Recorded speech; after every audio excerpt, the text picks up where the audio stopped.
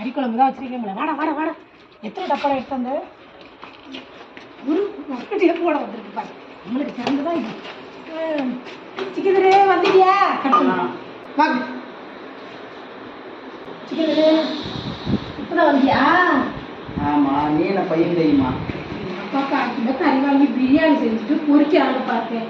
கறியதே கழுவிடுவேன். திருன்னு மயக்கம் வந்து பிடி கொடுத்துட்டு 4 கிலோ கறிக்கு உனக்கு கழுவி பிரியாணி செய்யறதுக்குள்ள கிருன்னு நீ வேணா வாங்கி கொடுத்து பாருங்க, எப்படி செய்யறேன்னு மட்டும் பாரு. வேணா வாங்கின கறி அப்படியே ஃப்ரிட்ஜில் எவ்வளோ?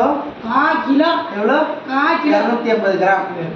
நீ அப்படி நினைக்கிற 1/4 கிலோன்னு சொல்லி பாரு எத்தனை பெருசா வருது.